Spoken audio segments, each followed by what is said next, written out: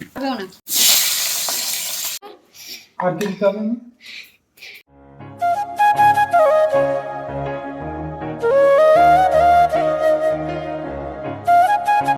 নমস্কার বন্ধুরা, মিষ্টি রিল ব্লগে আপনাদের সকলকে স্বাগত। এই যে মিষ্টি কিন্তু স্বাগত জানাচ্ছে আপনাদেরকে। আপনাদের দিকে কিন্তু অনেকক্ষণ তাকিয়েছিল, তারপর মুখটা ঘুরিয়ে নিল। আজ তোমাদের দাদা ভাইকে বললাম একটু কিছু করে খাও না, অনেক দিন তোমার হাতে কিছু খাইনি কো। তো বললো চলো চিলি চিকেন করি। তো আমি বললাম চিকেন তো মামা ওরা খাবে না, তাহলে চিলি চিকেন না করে পনির চিলি করো। বলে ঠিক আছে। আর এদিকে আমি মাখতে লেগে গেছি ময়দা, কারণ হবে পরোটা তার সাথে।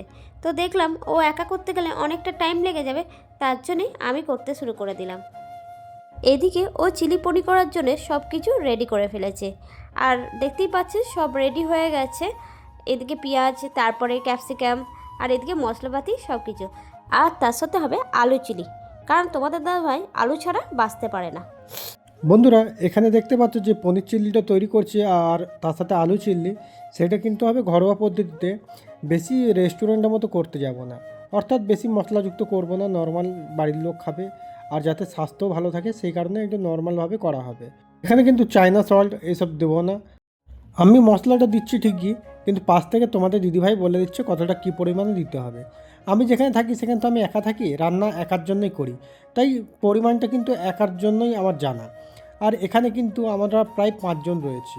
আর এইটা দেখছেন, এইটা হচ্ছে গোলকি, কফি নয় কিন্তু কফির বোতলে রাখা হয়েছে।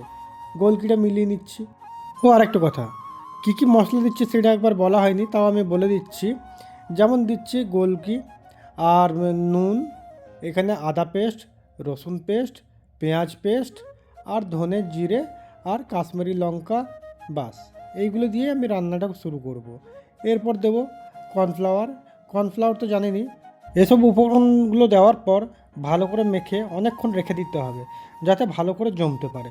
আর এইদিকে মা কিন্তু কড়াইয়ের মধ্যে তেল দিয়ে, তেল গরম করা হওয়ার পর এইটাতে ক্যাপসিকাম ভেজে নিয়েছে, তারপর ভেজে নিয়েছে লাল করে পেঁয়াজগুলো। পেঁয়াজগুলো কিন্তু বড় বড় সাইজে কেটেছি। এদিকে দেখুন পেঁয়াজও প্রায় ভাজা হয়ে গেছে, আর আগে তো ক্যাপসিকাম ভেজে রেখেছিলাম। এবার দেখুন ম্যারিনেট অনেকক্ষণ ছেড়ে দিয়েছিলাম করার পর। এবার কড়াইয়ের তেলটা একটু বাড়িয়ে প্রথমে আলুটাকে ভেজে নেব, অর্থাৎ আলু চিল্লি যেটা হচ্ছে সেটা ভেজে নেব। এই ভাজবো, ভাজার সময় একটু মনে রাখতে হবে যে গ্যাসের ফ্লেমটা যেন লোতে থাকে, তাহলে কি ভাজতে অনেকক্ষণ সময় লাগবে আর ভেতরে আলুটাও সেদ্ধ হয়ে যাবে। যদিও আমি আলুটা আগে সেদ্ধ করে নিয়েছি, মানে একবার ভাপিয়ে নিয়েছি, আর একটু ভাপানোটা বেশি হয়ে গেছিলো, ওই কারণে কড়াই কিন্তু লেগে যাচ্ছিলো। আর এদিকে মা কিন্তু ময়দা যেটা মেখেছিলাম সেটা বেলতে শুরু করে দিয়েছে। মা এখানে একটা ডিজাইন মতো পরোটা তৈরি করছিল, স্কোয়ার পরোটা। এটা কিন্তু আমি আগে কখনো খাইনি মায়ের হাতে, আজকে প্রথম দেখলাম। আর দেখুন বলতে বলতে বেলাও হয়ে গেছে, আর এইদিকে পরোটা ভাজতে শুরু করেছে মা। আর ওইদিকে কড়াইয়ের তেলে আলু চিল্লি ভাজার পর ম্যারিনেট করা পনিরটাকে ভাজতে হবে। তাই কড়াইয়ে তেল দেওয়ার পর আস্তে আস্তে ওই পনিরটাকেও ছেড়ে দিলাম। এটাকেও কিন্তু হালকা আঁচেই ভাজবো। হালকা আঁচে ভাজলে কিন্তু বেশ ভালো ভাজা হয়। আর আঁচ যদি একটু বেশি করা হয় তাহলে ওপর কোটিংটা পুড়ে যায়, এই কারণে হালকা আঁচেই ভাজবো। আর এদিকে বলতে বলতে আমাদের পনিরও প্রায় অনেকটা ভাজা হয়ে গেছে। আর এইদিকে যেই সসের গ্রেভিটা কিন্তু আমি আলাদা করে তৈরি করে নিয়েছিলাম প্রথমেই, সেটা আপনাদের দেখানো হয়নি। তাতে দিয়েছিলাম সোয়া সস, টমেটো সস, আর একটু আদা কুচি। বাস, এখানে গাজর বাজর কিছু দিইনি, যেহেতু ঘরোয়া পদ্ধতিতে হচ্ছে। আর তারপর এই সসটা যেখানে ফুটতে শুরু করবে, রাখা ওই পেঁয়াজ আর ক্যাপসিকামটাকে দিয়ে দেবো, দিয়ে অনেকক্ষণ ফুটিয়ে নেবো। গ্রেভিটা ফুটতে শুরু করেছে, তাই টেস্ট করে দেখলাম নুনটা কম হয়েছে বলে একটু নুন দিলাম। সসের মধ্যে নুন থাকে, তো সেই বুঝে নুনটা দেবে।